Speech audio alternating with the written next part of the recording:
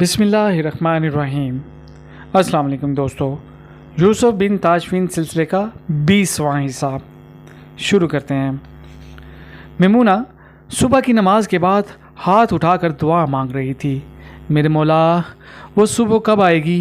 میری رات بہت طویل ہو چکی ہے، اب مجھ سے انتظار نہیں ہوتا۔ وہ کہاں ہیں؟ وہ کب آئیں گے؟ یہ الفاظ وہ اپنی ہر دعا میں دہرایا کرتی تھی، اور ہر دعا کے ساتھ اس کا تصور افریقہ کے پہاڑوں، صحراؤں اور جنگلوں میں پرواز کیا کرتا تھا۔ کبھی وہ یہ دیکھتی سعد دشمنوں کا تعاقب کرنے کے بعد گرد کے بادلوں سے نمودار ہوتا اور اس کا دل مسرت سے اچھلنے لگتا۔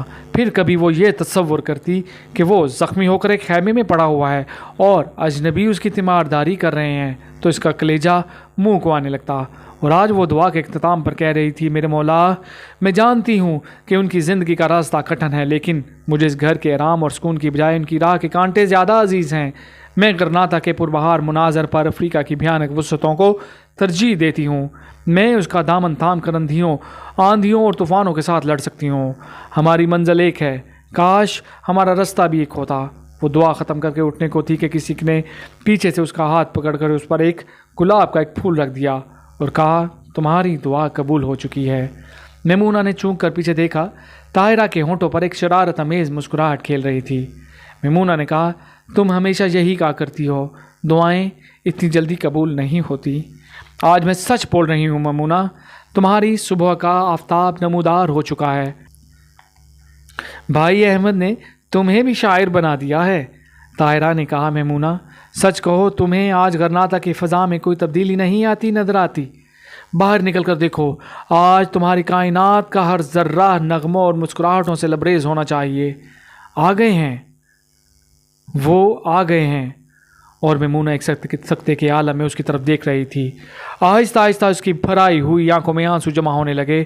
اس نے کانپتی ہوئی آواز میں کہا، طاہرہ، خدا کے لیے میرے ساتھ مذاق نہ کرو، میں سچ کہتی ہوں میمونہ۔ میمونہ اٹھ کر بے اختیار طاہرہ کے ساتھ لپٹ گئی۔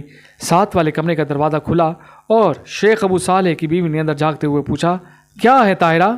میمونہ پریشان سی ہو کر ایک طرف ہٹ گئی اور طاہرہ بولی، خالہ جان، میں خوشخبری لائی ہوں، بھائی سعد آ گئے ہیں۔ کب؟ اس نے آگے بڑھ کر سوال کیا۔ ابھی نماز سے تھوڑی دیر پہلے۔ خالہ کوئی اور سوال پوچھے بغیر اپنے کمرے میں چلی گئی اور تھوڑی دیر بعد واپس آ کر اپنا نقاب درست کرتے ہوئے بولی، میں اسے دیکھا ہوں۔ طاہرہ نے کہا، خالہ وہ آتے ہی پہلے اپنے ابا جان کے ساتھ قاضی ابو جعفر کے پاس چلے گئے ہیں۔ بوڑھی خالہ قاضی ابو جعفر کا نام سنتے ہی آگ بگولا ہو گئی۔ وہ اسے برا بلا کہہ رہی تھی اور میمونہ اور طاہرہ بڑی مشکل سے اپنی ہنسی ضبط کر رہی تھی۔ جب ان کا جوش و خروش ذرا ٹھنڈا ہوا تو طاہرہ نے آگے بڑھ کر اس کا ہاتھ پکڑتے ہوئے کہا، خالہ جان آئیے، بہن میمونہ آپ یہیں ٹھہریں۔ دوسرے کمرے میں جا کر طاہرہ نے کہا، خالہ بھائی ساتھ صرف 4 دن کے لیے آئے ہیں۔ خالہ نے جھنجھلا کر کہا، ابو جعفر سے خدا سمجھے، یہ میرے بچے کو ساری عمر چین نہیں لینے دے گا۔ طاہرہ نے کہا، خالہ ابو جعفر سے آپ خواہ مخواہ ناراض ہو رہی ہیں، میری بات سنیے، بھائی سعد اب افریقہ واپس نہیں جائیں گے۔ چند دنوں تک امیر یوسف کی فوج جزیرۃ الخضرہ پہنچ جائے گی، اس کے بعد الفانسو کے ساتھ جنگ ہوگی۔ جنگ کے متعلق یہ نہیں کہا جا سکتا کہ کب ختم ہوگی، اس لیے امی جان یہ کہتی ہیں کہ ان کی شادی کر دی جائے۔ انہوں نے مجھے آپ کے پاس بھیجا ہے، آپ ادریس سے کہیں۔ خالہ نے کہا، ادریس کو کیا اعتراض ہو سکتا ہے؟ جب سعد پچھلی بار آیا تھا تو میں نے اسے اس وقت بھی زور دیا تھا، لیکن وہ یہ عہد کر چکا ہے کہ جب تک اسے اپنی مہم میں کامیابی نہیں ہوتی وہ شادی نہیں کرے گا۔ خالہ جان، آپ ان کا عہد پورا ہو چکا ہے، اب انہیں کوئی اعتراض نہیں ہوگا۔ تھوڑی دیر بعد جب شیخ ابو صالح اور ادریس مسجد میں نماز پڑھ کر واپس آئے تو ابو صالح کی بیوی نے طاہرہ سے کہا، بیٹی تم میمونہ کے پاس بیٹھو، میں ان کے ساتھ ابھی بات کرتی ہوں۔ طاہرہ میمونہ کے کمرے میں داخل ہوئی اور وہ دروازے کے ساتھ کھڑی تھی۔ طاہرہ نے مسکرا کر کہا، بہن مبارک ہو بہن، اب اپنے دولہا کے استقبال کی تیاری کرو۔ میمونہ نے جلدی سے ایک ہاتھ اس کے منہ پر رکھ دیا اور دوسرے ہاتھ اس کا بازو پکڑ کر کھینچتی ہوئی کمرے کے دوسرے کونے میں لے گئی اور بولی، طاہرہ خدا کے لیے آہستہ بولو۔ سعد اپنے والد کے ساتھ قاضی ابو جعفر کے سے ملاقات کر کے واپس گھر آیا تو شیخ ابو صالح اور اس کی بیوی اس کا انتظار کر رہے تھے۔ ابو صالح کی بیوی نے سعد کو دیکھتے ہی سوال کیا، سعد تم کتنے دنوں کے لیے یہاں آئے ہو؟ سعد نے جواب دیا، خالہ جان میں پرسوں یہاں سے روانہ ہو جاؤں گا۔ اب کہاں کا ارادہ ہے؟ خالہ جان میں جزیرۃ الخضرہ واپس جا رہا ہوں، مرابطین کی فوج وہاں اترے گی اور مجھے ان کے لیے بہت سے انتظامات کی دیکھ بھال کرنا ہے۔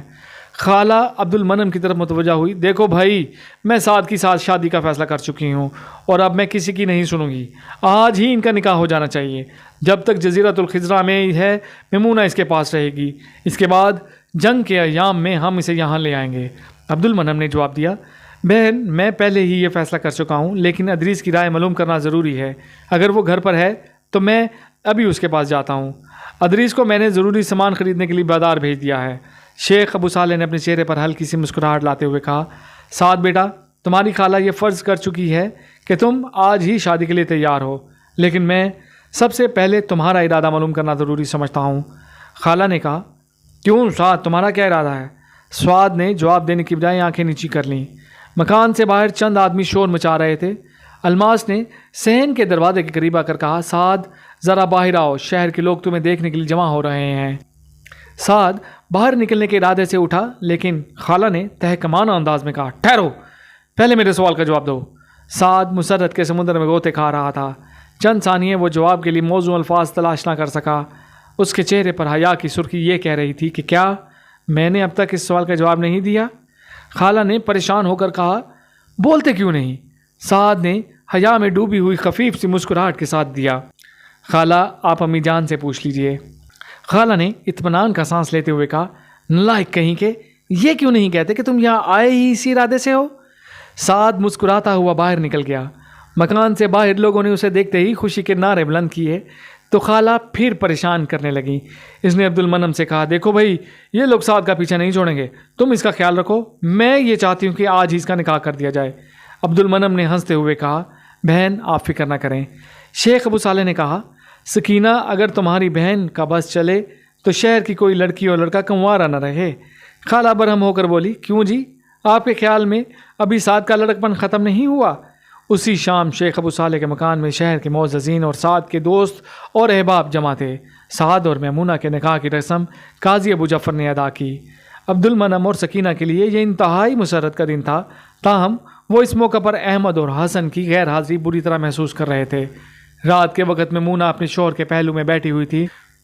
اس کے ہونٹوں پر مسرت کی مسکراہٹ تشکر کے آنسو تھے۔ وقت کی مضطرب نے ساز حیات کے خاموش تاروں کو چھیڑ دیا تھا، وہ نغموں کے سیلاب میں بہے جا رہے تھے۔ اٹھ اٹھ کر جھکنے اور جھک جھک کر اٹھنے والی نگاہیں بلاخر ایک دوسرے کے چہرے پر مرکوز ہو کر رہ گئی تھیں۔ وہ مسکرائے اور کائنات کہکہوں سے لبریز ہو گئی۔ زندگی کے سمندر سے سرور کی ایک موج اٹھی اور ماضی، حال اور مستقبل کی سرحدوں کو مٹاتی ہوئی ابدیت کی ان گہرائیوں سے جا ملی، جہاں سے ستاروں کو روشنی، دریاؤں کو روانی، پھولوں کو مہک اور آبشاروں کو ترنم عطا ہوتا ہے۔ سعد نے کہا، میمونہ، میں نے جس صبح کا وعدہ کیا تھا وہ بہت قریب ہے۔ وہ بولی، میری دنیا کا آفتاب میرے سامنے ہے، اب مجھے کسی اور صبح کا انتظار نہیں۔ میں اس آفتاب کا ذکر کر رہا ہوں جس کی ضیاء پاشیوں سے اندلس کا ہر گوشہ منور ہونے والا ہے۔ غرناطہ سے کئی آدمی میری امیر یوسف کے خیر مقدم کے لیے جزیرۃ الخضرہ جا رہے ہیں۔ میمونہ نے کہا، طاہرہ کہہ رہی تھی کہ آپ مجھے بھی چند دنوں کے لیے اپنے ساتھ لے کر جائیں گے۔ سعد نے کہا، میمونہ، میں یہی مقصد لے کر آیا تھا۔ میں یہی چاہتا تھا کہ جب افق پر امیر مرابطین کا سفینہ نمودار ہو تو ہم دونوں سمندر کے کنارے کھڑے ہوں اور میں تم سے یہ کہوں کہ اب اندلس میں علام و مصائب کی رات ختم ہو چکی ہے۔ آج سے یہ وطن ہمارا ہے، اس کی رنگینیاں، رائنیاں اور دل فریبیاں سب ہمارے لیے ہیں۔ تیسرے دن صبح الماس عبد المنم کے مکان کے سامنے 4 گھوڑوں والی بگھی لیے کھڑا تھا۔ سعد کی ماں اور خالہ کی دعائیں لینے کے بعد میمونہ اپنی خادمہ کے ساتھ بگھی میں سوار ہو گئی اور سعد ابو صالح اور ادریس کے ساتھ مسافہ کرنے کے بعد اپنے باپ کی طرف متوجہ ہوا۔ ابا جان، اگر آپ اگلی جمعہ تک ایک دن کے لیے جزیرۃ الخضرہ آ سکتے تو بہتر ہوتا۔ عبد المنم نے جواب دیا، نہیں، مجھے فرصت نہیں ملے گی۔ امیر یوسف کو میرا سلام کہنا اور انہیں یہ پیغام دینا کہ غرناطہ کے رضاکار ان کے حکم کے منتظر ہیں۔ اب تم دیر نہ کرو، خدا حافظ۔ عبد المنم کے اشارے سے الماس نے گھوڑوں کو چابک رسید کیا اور سعد گھوڑے پر سوار ہو کر بگھی کے پیچھے ہو لیا۔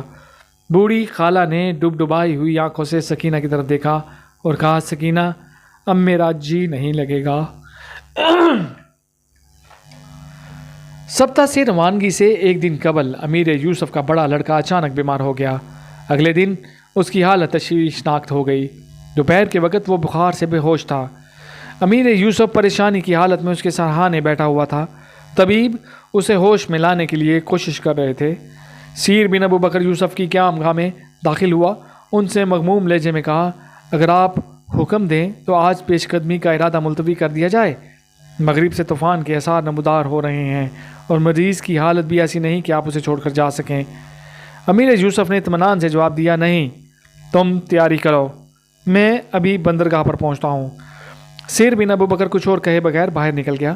تھوڑی دیر بعد مریض نے ہوش میں آ کر آنکھیں کھولی اور اپنے باپ کی طرف دیکھ کر کہا، ابا جان، آپ ابھی تک گئے کیوں نہیں؟ میرے لیے اپنا ارادہ تبدیل نہ کیجیے، میں تندرست ہوتے ہی جہاد میں شریک ہونے کے لیے اندلس پہنچ جاؤں گا۔ باپ نے جواب دیا، میں نے ارادہ تبدیل نہیں کیا بیٹا، اب تمہاری طبیعت کیسی ہے؟ ابا جان، میں بہت جلد ٹھیک ہو جاؤں گا، جہاد میں شریک ہونے کی خواہش مجھے زیادہ دیر تک بستر پر لیٹے رہنے کی اجازت نہیں دے گی۔ اچانک ہوا کا ایک تیز جھونکا آیا اور دروازے کے دونوں کواڑ ایک دھماکے سے ایک ساتھ کھل گئے۔ امیر یوسف نے باہر جھانک کر دیکھا، فضا میں تاریکی چھا رہی تھی۔ ایک فقیر نے کہا، یہ طوفان بہت خطرناک معلوم ہوتا ہے، شاید قدرت کو بھی یہی منظور ہے کہ آپ سفر کا ارادہ ملتوی کر دیں۔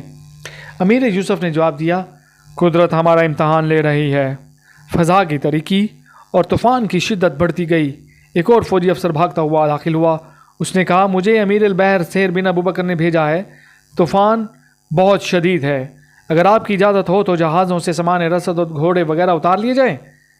نہیں، ان سے کہو میں خود وہاں پہنچ رہا ہوں۔ افسر تیزی سے باہر نکل آیا۔ امیر یوسف نے اپنے بیٹے کی طرف دیکھا، اس پر دوبارہ بے ہوشی طاری تھی۔ امیر یوسف نے اس کی پیشانی پر ہاتھ رکھتے ہوئے کہا، بیٹا میں جا رہا ہوں۔ بیٹے نے دوبارہ آنکھیں کھولیں اور اپنے باپ کا ہاتھ اپنے ہاتھ میں لے کر کہا، خدا حافظ ابا جان، خدا آپ کو فتح دے، خدا حافظ۔ امیر یوسف یہ کہہ کر باہر نکل گیا۔ بندرگاہ میں جہاز تنکوں کی طرح سرکش لہروں پر رقص کر رہے تھے۔ ملاح ان کے بادبان گرانے میں مصروف تھے۔ امیر یوسف کو دیکھتے ہی چند فوجی افسر، علماء اور شیوخ اس کے گرد جمع ہو گئے۔ ایک فقیر نے آگے بڑھ کر کہا، اگر آپ طوفان کی شدت کم ہو جانے کا انتظار کر لیں تو اس میں کوئی حرج نہیں۔ امیر یوسف نے چند قدم آگے بڑھ کر جواب دیا، اگر قدرت نے ہمیں اندلس کے مسلمانوں کی نجات کے لیے منتخب کیا ہے تو یہ طوفان ہمارا راستہ نہیں روک سکتا۔ پہلے میرا یہ خیال تھا کہ میں تمام افواج کو روانہ کر کے آخری جہاز پر جاؤں، لیکن اب میرا جہاز سب سے آگے ہوگا۔ ہوا کے تیز جھونکوں کے ساتھ پانی کے چھینٹے امیر یوسف کے لباس کو تر کر رہے تھے۔ اچانک ساحل سے تھوڑی دور پانی کی سطح پر ایک دیوار سی نظر آنے لگی۔ سیر بن ابو بکر سمندر کی طرف اشارہ کرتے ہوئے چلایا، آپ پیچھے ہٹ جائیں، یہ لہر بہت خوفناک ہے۔ امیر یوسف کے ارد گرد جمع ہونے والے آدمی بھاگ کر ساحل کی چٹانوں کا رخ کرنے لگے۔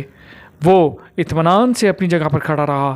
سیر بن ابو بکر نے اس کا ہاتھ پکڑ کر پیچھے ہٹانے کی کوشش کی، لیکن امیر یوسف کو جنبش نہ ہوئی۔ وہ ایک چٹان کی طرح کھڑا مسکرا رہا تھا۔ لہر چھوٹی چھوٹی چٹانوں کو اپنے آغوش میں لیتی ہوئی آگے بڑھی۔ آن کی آن میں امیر یوسف چھاتی کے برابر پانی میں کھڑا تھا۔ اس نے اپنے چچا زاد بھائی کی طرف دیکھا اور کہا، سیر، میں خدائے غفور و رحیم سے دعا کرتا ہوں کہ اگر ہم کسی ایسے ارادے سے نکلے ہیں جو اسے پسند نہیں تو یہ لہریں ہمیں اپنی آغوش میں لے لیں، اور اگر ہمارا مقصد نیک ہے تو میں اس طوفان سے مروب ہو کر پیچھے ہٹنے کے بجائے اس کی رحمت کا سہارا لے کر آگے بڑھنے کو ترجیح دوں گا۔ سرکش موجیں مجاہد کی قبا کو بوسے دینے کے بعد سمٹنے لگیں۔ آہستہ آہستہ فضا میں سکون پیدا ہونے لگا۔ سیر بن ابو بکر اپنے امیر کا عزم و ثبات دیکھ کر مسکرایا۔ اس نے ہاتھ بلند کرتے ہوئے کہا، مجاہدو، لنگر اٹھا دو، بان کھول دو، ہماری منزل مقصود جزیرۃ الخضرا ہے۔ ایک عالم دین نے آگے بڑھ کر کہا، یا امیر، آپ کو فتح مبارک ہو، یہ لہریں آپ کے استقبال کے لیے اٹھی تھیں۔ سعد اور میمونہ رات کے پچھلے پہر سمندر کے کنارے ایک 2 منزلہ مکان کی چھت پر کھڑے تھے۔ پاس ہی ساحل کی ایک چٹان پر الاؤ جل رہا تھا۔ دوسری طرف ایک چھوٹے سے قلعے کی فصیل پر پہرے دار مشعلیں اٹھائے کھڑے تھے۔ سعد نے مشرقی افق کی طرف اشارہ کرتے ہوئے کہا، میمونہ، وہ دیکھو صبح کا ستارہ نمودار ہو رہا ہے۔ میمونہ بولی، آپ کو یقین ہے کہ وہ آج پہنچ جائیں گے؟ مجھے یقین ہے۔ کچھ دیر سمندر کی طرف نگاہیں دوڑانے کے بعد انہوں نے صبح کی نماز ادا کی اور پھر چھت پر کھڑے ہو کر افق کی طرف دیکھنے لگے۔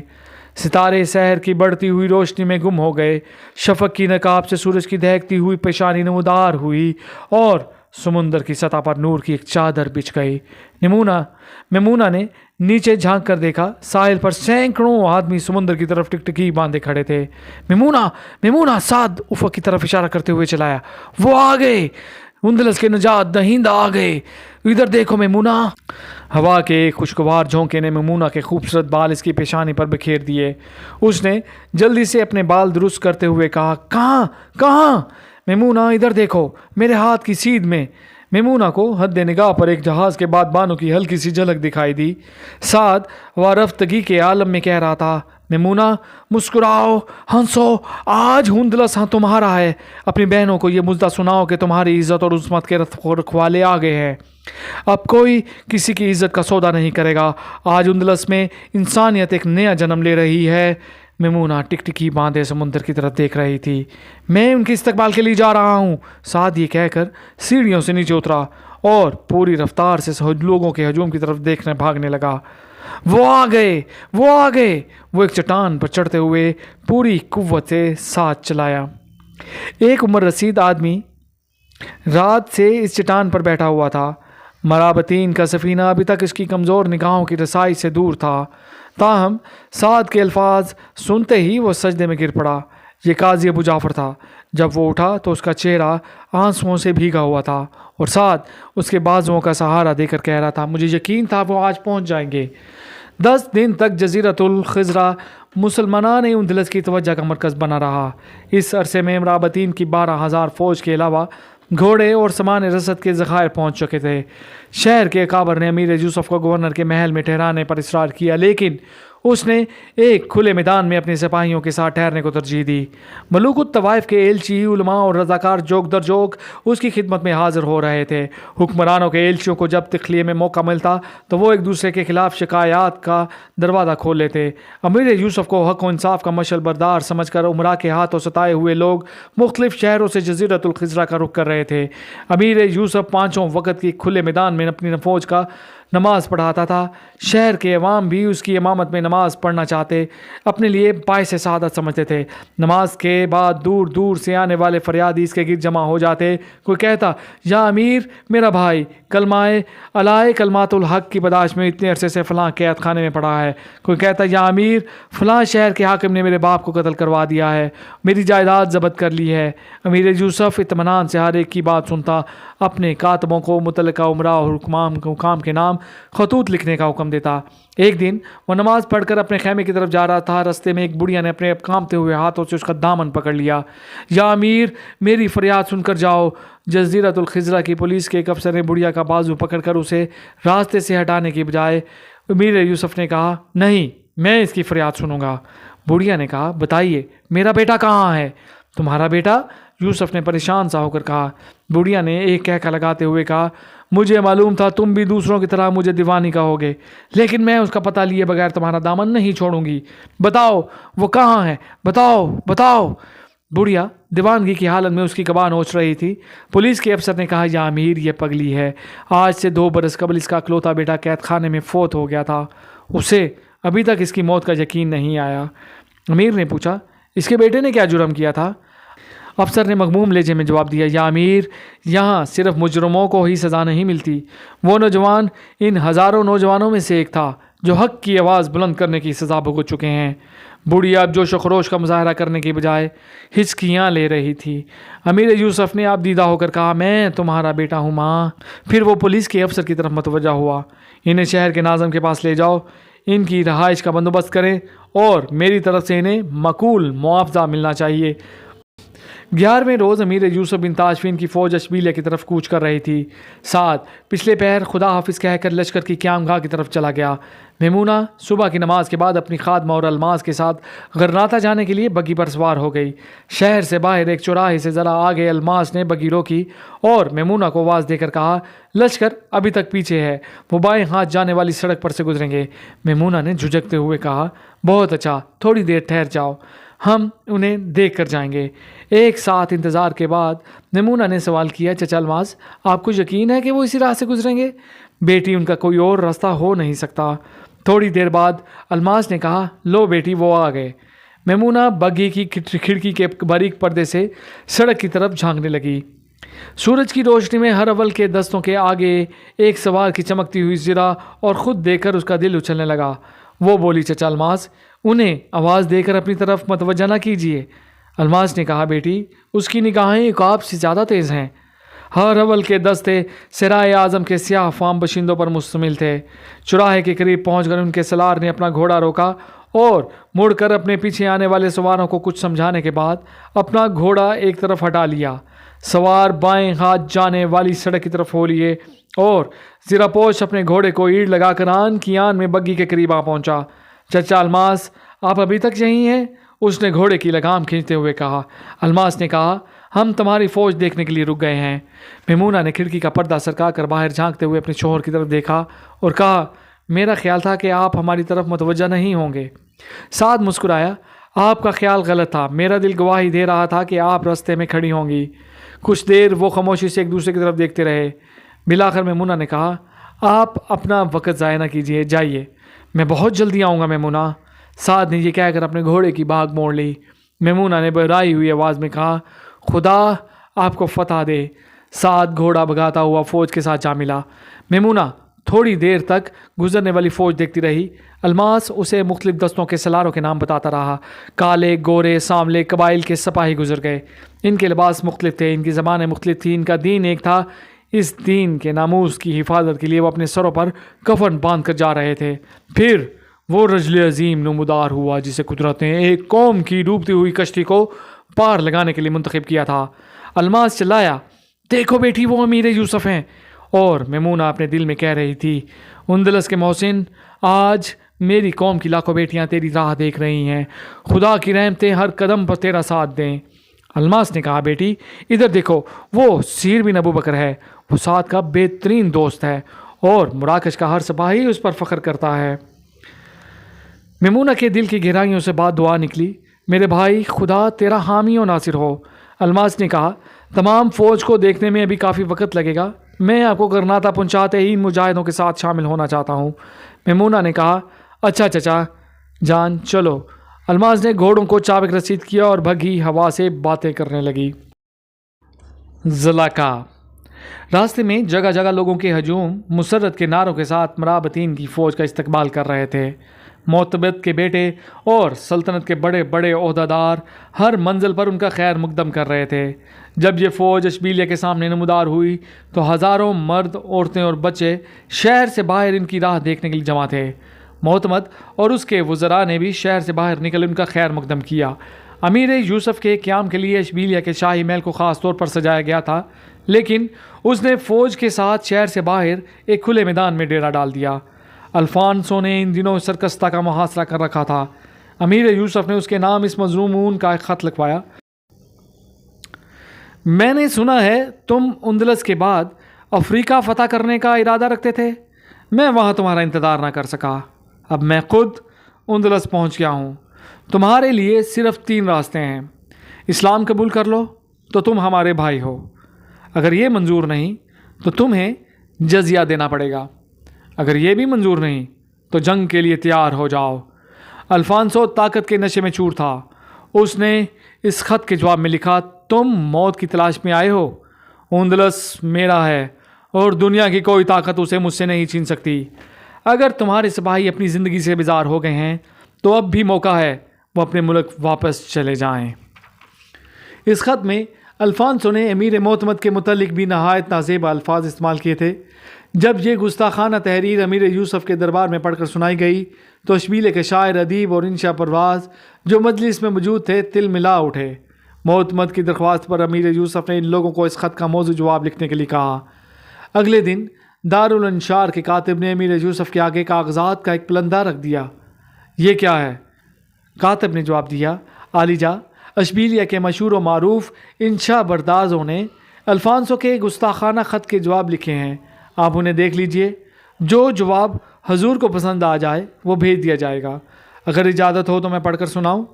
امیر یوسف غصے اور پریشانی کی حالت میں حاضرین مجلس کی طرف دیکھ رہا تھا۔ کاتب نے ذرا جرت سے کام لیتے ہوئے کاغذ اٹھایا اور کہا، حضور یہ جواب سلطان معظم کے دربار کے ایک بہترین شاعر نے لکھا ہے، مطلع عرض ہے۔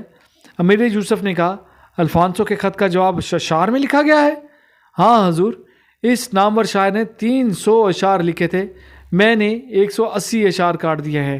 ایک شاعر نے اٹھ کر کہا، حضور پر نور اگر اجازت دیں تو میں خود اپنا کلام پڑھ کر سنا دوں۔ امیر یوسف کے جواب کا انتظار کیے بغیر شاعر نے کاتب کے ہاتھ سے کاغذ چھین لیا اور مترنم آواز میں اپنا کلام سنانے لگا۔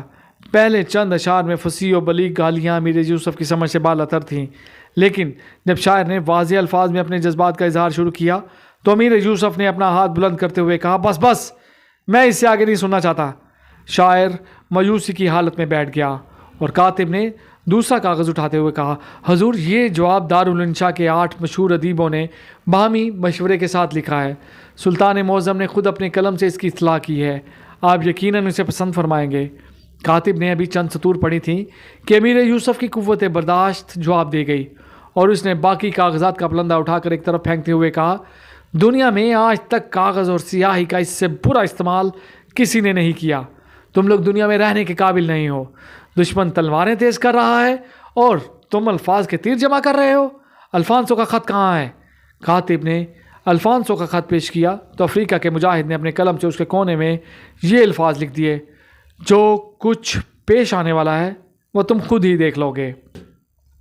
الفانسو نے تمام مجاہدوں سے اپنی افواج کو ایک جگہ جمع ہونے کا حکم دیا۔ سرکستہ کا محاصرہ چھوڑ کر تلیتلا کا رخ کیا۔ جلیکیا، سچوریا، لیون، ارغون اور النوار کے حکمرانوں کے علاوہ فرانس اور اطالیہ کے کئی امراء اس کے ہم رکاب تھے۔ تلیتلا پہنچ کر اس نے ٹڈی دل فوج کی طرف دیکھا اور کہا، اس فوج کے ساتھ میں انسانوں، جنوں اور اگر فرشتے آسمان سے اتر آئیں تو ان کے ساتھ بھی لڑ سکتا ہوں۔ اس کی پیادہ اور سوار فوج کی تعداد 50,000 اور بعض مورخوں کے بیان کے مطابق 80,000 تھی۔ امیر یوسف نے اس کی پیش قدمی کی اطلاع ملتے ہی اشبیلیہ سے کوچ کیا۔ بطلیوس سے چند کوس دور زلاکا کے میدان میں فریقین نے ایک دوسرے سے کچھ فاصلے پر پڑاؤ ڈال دیے۔ بطلیوس، اشبیلیہ، مالکا، گرناطہ کے حکمران امیر یوسف کے جھنڈے تلے جمع ہو گئے تھے۔ المریا اور مرسیا کے عمرا کو حسین اللیث کے عیسائیوں نے پریشان کر رکھا تھا، تاہم انہوں نے متحدہ محاذ کے لیے اپنی تھوڑی تھوڑی فوج بھیج دی تھی۔ مرابطین اور ملوک الطوائف کے لشکر کی مجموعی تعداد کے مقابلے میں دشمن کی فوج تقریباً 3 گنا زیادہ تھی۔ افریقی اور اندلسی فوج کے پڑاؤ ایک دوسرے سے قریباً 3 میل دور تھے اور ان کے درمیان ایک پہاڑی حائل تھی۔ ماہ رمضان 480 ہجری جمعرات کے دن جبکہ اسلامی لشکر دشمن پر حملے کی تیاریاں شروع کر رہا تھا، الفانسو نے امیر یوسف کے نام پیغام بھیجا کہ کل جمعہ ہے اور یہ تمہارا مقدس دن ہے، اس کے بعد اتوار ہمارا مقدس دن ہے، اس لیے بہتر یہ ہوگا کہ ہم طاقت آزمائی کے لیے دوشنبہ کا دن مقرر کریں۔ امیر یوسف نے دشمن کا یہ مطالبہ مان لیا، لیکن اسے معتمد کا یہ پیغام ملا کہ دشمن ضرور دھوکہ دے گا، اس لیے آپ خبردار رہیں۔ چنانچہ امیر یوسف کی فوج جمعہ کی نماز کے لیے کھڑی تھی کہ الفانسو نے اچانک پہاڑی کی دوسری طرف سے اندلس کی فوج کے پڑاؤ پر حملہ کر دیا۔ معتمد نے پہلے ہی اندلس کے سپاہیوں کو خبردار کر رکھا تھا، لیکن یہ حملہ اس قدر شدید تھا کہ ان کے پاؤں کھڑ گئے اور اندلس کی بیشتر فوج بطلیوس کی طرف پسپا ہونے لگی۔ ملوک الطوائف میں سے صرف معتمد ایسا تھا جس نے میدان چھوڑ کر بھاگنا گوارا نہ کیا۔ اپنے امیر کی بہادری دیکھ کر اشبیلیہ کے سپاہیوں کی غیرت نے جوش مارا اور وہ بھی ڈٹ کر لڑنے لگے۔ اندلیسی فوج کے منتشر دستوں کا صفایا کرنے کے لیے کافی سمجھ کر الفانسو کے سواروں نے پہاڑی کے گرد چکر کاٹ کر امیر یوسف کی میمنا اور میسرا پر حملہ کر دیا۔ اس عرصے میں مرابطین کو تیاری کا موقع مل چکا تھا، تاہم یہ حملہ اس قدر زوردار تھا کہ مرابطین کو پیچھے ہٹنا پڑا۔ مسلمانوں کو پسپا ہوتا دیکھ کر عیسائیوں کے حوصلہ بڑھ گئے۔ لیون اور فرانس کے سواروں کے دستے مرابطین کے لشکر کے بائیں بازو کو تتر بتر کرتے ہوئے کلب کے تک پہنچ گئے۔ عیسائیوں کو اپنی فتح کا یقین ہو چکا تھا۔ پہاڑی کی دوسری طرف اہل اشبیلیہ بھی مایوسی کی حالت میں لڑ رہے تھے۔ النوار کے سپاہی انہیں کہہ رہے تھے، تمہارے حلیف میدان چھوڑ کر بھاگ رہے ہیں، اب ہتھیار ڈال دو، خودکشی سے کوئی فائدہ نہیں۔ ان مایوس کن حالات میں بھی ایک شخص کو اسلام کی فتح پر کامل بھروسہ تھا اور یہ امیر یوسف تھا۔ وہ اطمینان سے اپنے ایک جرنیل سے کہہ رہا تھا، سیر، یہ جنگ میری توقع سے پہلے ختم ہو جائے گی، فوج کو آگے بڑھنے کا حکم دو۔ سعد سے کہو کہ وہ اپنے دستے اندلسی سپاہیوں کی مدد کے لیے لے جائے، ہم پہاڑ کی دوسری طرف ملیں گے۔ امیر یوسف یہ کہہ کر لشکر کے عقب میں پہنچا اور محفوظ دستوں کے 5000 سواروں کو ایک طرف لے کر نکل گیا۔ ایک طویل چکر کاٹنے کے بعد وہ نصرانی لشکر کے پڑاؤ کے عقب میں جا پہنچا۔ بربری سواروں نے پڑاؤ کے محافظوں کو آن کی آن میں طے کر دیا اور خیموں اور سامان رسد کے ذخیروں کو آگ لگا دی۔ اس کے بعد اس نے دوبارہ میدان جنگ کا رخ کیا، پھر ایک چکر کاٹ کر دشمن کی فوج کے میمنہ پر حملہ کر دیا۔ اتنی دیر میں سعد بن عبد المنم اندلس کے لشکر کی مدد کے لیے پہنچ چکا تھا۔ اس کے اسودی دستے اہل اشبیلیہ پر النوار کے سپاہیوں کی جلغار روکنے کی کوشش کر رہے تھے۔ اچانک دائیں طرف کے بعد دیگرے 500 سواروں کی 2 ٹولیاں نمودار ہوئیں۔ انہوں نے اللہ اکبر کا نعرہ لگا کر دشمن پر حملہ کر دیا۔ سواروں کا ایک اور دستہ دائیں طرف سے نمودار ہوا، انہوں نے بھی کسی توقف کے بغیر دشمن پر دھاوا بول دیا۔ یہ تعدادم سپاہی المریہ، مرثیہ، گرناطہ، الفجارہ کے پہاڑی علاقوں کے رضاکار تھے۔ سعد نے ان کے سالار کو دیکھتے ہی پہچان لیا اور اپنا گھوڑا بھگا کر ان کے قریب پہنچتے ہوئے کہا، بجان اس عمر میں آپ کو میدان میں آنے کی ضرورت نہ تھی۔ عبد المنم مسکرایا، میں ابھی بوڑھا نہیں ہوا بیٹا، اسی دن کی آرزو میں تو میں نے قید و بند کی بھیانک راتیں گزاری ہیں۔ اچانک سعد کی نگاہ ایک طرف مبذول ہوگی۔ احمد ایک ان پوش نصرانی کے ساتھ قوت آزمائی کر رہا تھا۔ اس کی تلوار بھاری زرہ پر بے اثر ثابت ہو رہی تھی۔ ایک سوار نیزہ تان کر احمد کی طرف بڑھا۔ سعد نے اچانک اپنے گھوڑے کو ایڑ لگائی اور حملہ آور کو نیزے کی ضرب سے نیچے گرا دیا، لیکن وہ گرتے ہی اٹھا اور احمد پر ٹوٹ پڑا۔ احمد کی تلوار اب ایک وقت 2 تلواروں سے ٹکرا رہی تھی۔ اس نے ایک کو مار گرایا، لیکن دوسرے کے بھاری خود پر ایک ضرب لگانے سے اس کی تلوار ٹوٹ گئی۔ سعد اتنی دیر میں ایک اور سوار کو موت کے گھاٹ اتارنے کے بعد احمد کی طرف متوجہ ہوا۔ وہ خالی ہاتھ ادھر ادھر ہٹ کر مد مقابل کے لیے پے در پہ حملوں سے بچنے کی کوشش کر رہا تھا کہ سعد نے پیچھے سے گھوڑا آگے بڑھا کر اس کی پیٹھ پر نیزہ مارا اور وہ منہ کے بل گر پڑا۔ احمد نے بھاگ کر اس کی تلوار چھین لی۔ سعد نے کہا، ارے شاعر، تم تو اچھے خاصی سپاہی بن گئے ہو، تمہارا گھوڑا کہاں ہے؟ وہ زخمی ہو گیا بھائی جان۔ سعد نے کہا، وہ دیکھو تمہارے لیے گھوڑا آ رہا ہے۔ ایک نصرانی سوار چند قدم دور ایک افریقی کے ساتھ قوت آزمائی کر رہا تھا۔ سعد نے گھوڑا بھگا کر اس کی پسلی میں نیزہ مارا اور احمد نے بھاگ کر اس کے گھوڑے کی بھاگ پکڑ لی اور اسے ایک طرف دھکیل کر زین پر بیٹھ گیا۔ تمہیں یہ گھوڑا پسند آیا؟ بھائی کا تحفہ مجھے کیوں کر ناپسند ہو سکتا ہے؟ حسن بھی آیا ہے۔ حسن، ابا جان، ادریس اور الماس سب آئے ہیں۔ حسن الفانسو کو تلاش کر رہا ہے۔ سعد نے کہا، تم اپنے ساتھیوں سے کہو کہ دشمن کے سامنے سے ہٹ جائیں، ہم اسے آگے بڑھنے کا موقع دے کر نرغے میں لینا چاہتے ہیں۔ اس محاذ پر جنگ کا نقشہ بدلتا دیکھ کر الفانسو کے چند اور دستے النوار کے سپاہیوں کی مدد کے لیے پہنچ گئے، لیکن اب اندلسی پہلے کی نسبت کہیں زیادہ پر امید ہو کر لڑ رہے تھے۔ معتمد زخمیوں سے چور ہونے کے باوجود ایک شیر کی طرح گرج رہا تھا۔ اندلس کی وہ فوج جو کچھ دیر پہلے میدان چھوڑ کر بھاگ نکلی تھی، اب واپس آ کر اہل اشبیلیہ کے دوش لڑ رہی تھی۔ پہاڑی کے دوسری جانب جنگ اس سے کہیں زیادہ شدید تھی۔ الفانسو کو یقین تھا کہ اگر امیر یوسف کی افواج کے پاؤں اکھڑ گئے تو اسے نہ صرف جنگ میں فتح حاصل ہوگی بلکہ بحر روم کے ساحل تک اس کا راستہ روکنے والا کوئی نہ ہوگا۔ افریقہ کی فوج اندلس کے مسلمانوں کا آخری سہارا ہے، اور یہ سہارا ٹوٹ جانے کے بعد ان کی قوت مدافعت ہمیشہ کے لیے ختم ہو جائے گی۔ اس لیے اس نے اپنی بیشتر افواج اسی محاذ پر جمع کر رکھی تھی۔ وہ اپنی ابتدائی کامیابیوں پر مسرور تھا، لیکن اسے اپنے پڑاؤ میں آگ کے شعلے دکھائی دینے لگے۔ اس کے بعد امیر یوسف کے طوفانی دستے اس کے میمنہ کے صفوں کو چورتے ہوئے کلب تک جا پہنچے، تو اس نے محسوس کیا کہ فتح اس قدر آسان نہیں جتنی کہ وہ سمجھتا تھا۔ اچانک سیر بن ابو بکر اپنی فوج کے کلب سے بربریوں کے چند دستے لے کر نکلا اور اس نے دشمن کے میسرا پر حملہ کر دیا۔ میسرا کی صفوں میں فرانس کے نائٹ ایک آہنی دیوار کی طرح کھڑے تھے، لیکن برق رفتار بربریوں کے سامنے ان کی پیش نہ گئی۔ سیر بن ابی بکر ان کی مزاحمت کو کچلتا ہوا امیر یوسف سے آ ملا۔ اتنی دیر میں ایک اور بربر جرنیل عقب کے دستوں کو 2 حصوں میں تقسیم کر کے آگے بڑھا اور اس نے دشمن کو دائیں اور بائیں بازو سے گھیر لیا۔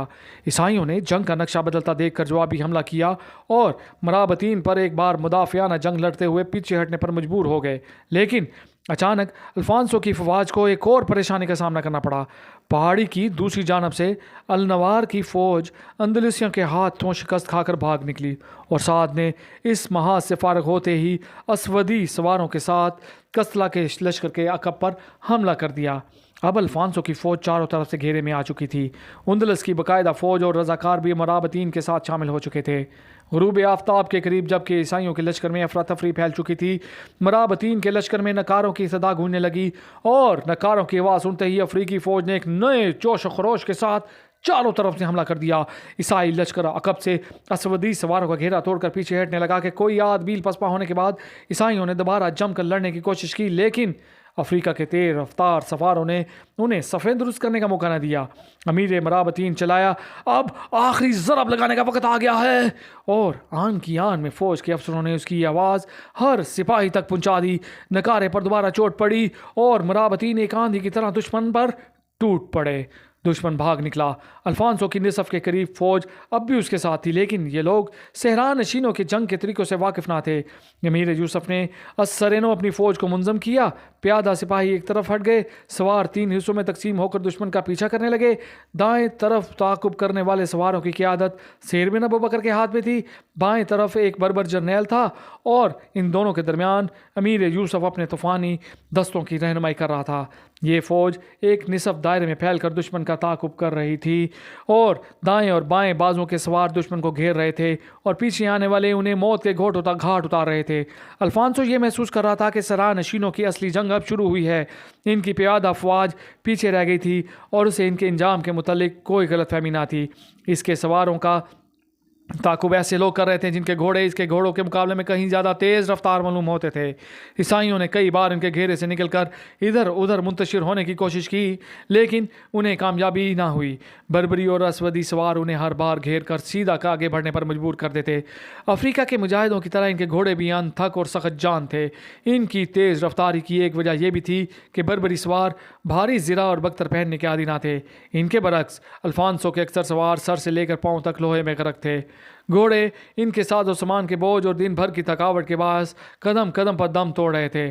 سورج غروب ہو گیا، غازیوں نے اپنے تھیلوں سے کھجوریں نکالیں اور بھاگتے ہوئے گھوڑوں کی پیٹھ پر بیٹھے بیٹھے روزہ افطار کیا اور دشمن کا تعاقب جاری رکھا۔ جنگ سے قبل الفانسو نے اپنے جرنیل اور حلیفوں سے کہا کہ دشمن کو شکست دینے کے بعد ہم ساری رات چاند کی روشنی میں ان کا تعاقب جاری رکھ سکیں گے، لیکن اب وہ اور اس کے بچے کچھ ساتھی چاند کو کائنات کی سب سے زیادہ قابل نفرت شے سمجھ رہے تھے۔ عیسائیوں کے دائیں اور بائیں بازو سے بربر سوار بھاگتے ہوئے گھوڑوں سے تیر برسا رہے تھے، اور پیچھے آنے والے انہیں اپنے نیزوں سے موت کے گھاٹ اتار رہے تھے۔ میلوں تک کوئی کھیت، کوئی ٹیلا، کوئی گھاٹی ایسی نہ تھی جہاں عیسائیوں کی لاشیں دکھائی نہیں دیتی تھیں۔ ایک لمبی دوڑ کے بعد مرابطین کے گھوڑوں کی ہمت بھی جواب دے رہی تھی، لیکن اس عرصے میں الفانسو کے ہزاروں سوار پیچھے رہ گئے تھے۔ امیر یوسف ان کا سوایہ کرنے کے لیے اپنے سواروں کے دستے چھوڑتا ہوا آگے بڑھ رہا تھا۔ الفانسو اپنے بہترین جرنیلوں اور سپاہیوں سے مرحوم ہو چکا تھا۔ رات کے دوسرے پہر 50,000 سپاہیوں میں سے صرف 4,000 اس کا ساتھ دے رہے تھے، اور ہر قدم پر ان کی تعداد گھٹ رہی تھی۔ اس کی آخری امید دریائے وادی آنا تھا، جسے عبور کرنے کے بعد وہ اس بلائے بے درما سے پیچھے چھڑا سکتا تھا۔ دریا زیادہ دور نہ تھا، لیکن افریقی سوار اب دائیں اور بائیں بازو سے آگے بڑھ کر ان کے گرد گھیرا ڈالنے کی کوشش کر رہے تھے۔ اچانک افریقی سواروں کے پیچھے قریباً 200 سواروں کا ایک گروہ نمودار ہوا اور بائیں بازو سے چکر کاٹتا ہوا آگے نکل گیا۔ ان سواروں کی رفتار سے یہ ظاہر ہوتا تھا کہ ان کے گھوڑے تازہ دم ہیں۔ بائیں بازو کے رہنما سیر بن ابوبکر نے پہلے انہیں دشمن کی کسی آس پاس کی چوکی کے محافظ سمجھ کر ان کا راستہ روکنے کی کوشش کی، لیکن جب وہ اوپر سے کترا کر نکل گئے تو اس نے اپنے ساتھیوں سے کہا، ان کا تعاقب کرنے سے کوئی فائدہ نہیں، ان کے گھوڑے تازہ دم ہیں۔ تھوڑی دیر میں یہ سوار الفانسو کی فوج کے آگے پہنچ گئے۔ عیسائی سواروں سے کوئی 300 گز آگے نکلنے کے بعد انہوں نے اچانک پلٹ کر نعرہ تکبیر بلند کیا اور ان پر حملہ کر دیا۔ اتنی دیر میں دائیں اور بائیں بازو سے دائرے کی شکل میں آگے بڑھنے والے بربرین سے آ ملے۔ ایک ساتھ کے اندر الفانسو کے 2,000 اور سوار ڈھیر ہو چکے تھے۔ ان کے بجھے کچھ سپاہی ایک طرف سے مسلمانوں کا گھیرا توڑ کر نکلے۔ دریا یہاں سے صرف نصف میل دور تھا، لیکن کنارے تک پہنچتے پہنچتے تازہ دم سواروں نے ایک بار پھر ان کا راستہ روک لیا، اور بربریوں نے پھر 3 اطراف سے ان کا قتل عام شروع کر دیا۔ کستلا کے نائٹ اپنے بادشاہ کے گرد گھیرا ڈال کر انتہائی بہادری کے ساتھ لڑتے ہوئے دریا کی طرف بڑھ رہے تھے۔ امیر یوسف کی فوج کے سیاہ فام سپاہیوں کا ایک دستہ الفانسو کے محافظوں پر ٹوٹ پڑا۔ ایک اسودی نے الفانسو کی ران پر نیزہ مارا، لیکن وہ گھوڑے سے گرتے گرتے بچ گیا۔ کستلا کے بقیت السیف سپاہیوں نے زندگی اور موت سے بے پرواہ کر آخری حملہ کیا اور لڑتے بڑھتے دریا کے کنارے پہنچ کر پانی میں کود پڑے۔ مجاہدین یہاں بھی ان کا پیچھا کرنے کے لیے تیار تھے، لیکن امیر یوسف نے آگے بڑھ کر بلند آواز میں چلایا، نہیں، تم لوگ اپنا فرض ادا کر چکے ہو، اب تمہیں آگے جانے کی ضرورت نہیں۔ ممکن ہے کہ دوسرے کنارے دشمن کی فوج موجود ہو۔ الفانسو کی رہی سہی فوج کے کئی سپاہی کنارے سے مجاہدین اسلام کے تیروں کا شکار ہوئے اور کئی اپنے بھاری اسلحے کے باعث دریا کی موجوں کی نظر ہو گئے۔ جب الفانسو نے دوسرے کنارے پہنچ کر اپنے گرد و پیش کا جائزہ لیا تو اس کے ساتھیوں کی تعداد صرف 500 تھی۔ اسلامی لشکر کے شہداء کی تعداد 3000 کے لگ بھگ تھی۔ سیر بن ابو بکر نے جنگ سے فارغ ہوتے ہی آخری مرحلے پر شریک ہونے والے سواروں کا پتہ کیا تو اسے معلوم ہوا یہ لوگ غرناطو اور المریہ کے رضاکاروں میں سے ہیں۔ ان کے سالاروں سے متعارف ہونے کے بعد سیر بن ابو بکر نے کہا، میں نے یہ خیال کیا تھا کہ تم کسی آس پاس کی چوکی سے دشمن کی مدد کے لیے آئے ہو۔ میں تمہارے گھوڑے کی رفتار دیکھ کر حیران تھا۔ المریہ کے رضاکاروں کے سالار نے جواب دیا، ہم ایک یلغار کر کے جنگ کے میدان میں پہنچے تھے۔ جنگ کے دوران میں ہمارے گھوڑے نڈال ہو چکے تھے۔ قدرت نے ہماری مدد کی اور ہمیں دشمن کے پڑاؤ سے تازہ دم گھوڑے مل گئے۔ سیر اس کے ساتھ باتیں کر رہا تھا کہ سعد بن عبد المنم اچانک آگے بڑھا اور حسن کہتا ہوا نوجوان کے ساتھ لپٹ گیا۔ پھر اس نے سر سیر کی طرف متوجہ ہو کر کہا، یہ میرا بھائی ہے۔ سیر نے گرم جوشی سے حسن کے ساتھ مصافحہ کیا۔ سعد نے دوسرے سالار کا تعارف کرواتے ہوئے کہا، اور یہ احمد ہے، میرا دوسرا بھائی۔ آپ معتمد اور رمیکہ کی شان میں اس کے اشعار سن چکے ہیں۔ یہ ادریس بن عبد الجبار ہیں، یہ میرے دوست الیاس ہیں اور یہ چچا الماس ہیں۔ سعد نے یہ کے بعد دیگر اپنے عزیزوں اور ساتھیوں کا تعارف کروانے کے بعد احمد کی طرف متوجہ ہو کر سوال کیا، ابا جان کہاں ہیں؟ ہمارے ساتھ تھے۔ احمد یہ کہہ کر آگے دیکھنے لگا۔ سعد اپنے بھائیوں کے ساتھ اپنے والد کی تلاش میں نکلا تو سیر بن ابو بکر بھی اس کے ساتھ ہو لیا۔ عبد المنم ایک زخمی بازو پر پٹی باندھ رہا تھا۔ وہ کچھ دیر اس کے گرد کھڑے رہے۔ جب وہ پٹی باندھ کے بعد اٹھا تو سعد نے کہا، بجان یہ امیر البحر سیر بن ابو بکر ہیں، انہیں آپ سے ملنے کا بہت اشتیاق تھا۔ عبد المنم نے گرم جوشی سے سیر کے ساتھ مصافحہ کیا۔ بربری قبائل کے چند شیوخ اور فوج کے افسر عبد المنم کے گرد جمع ہو گئے۔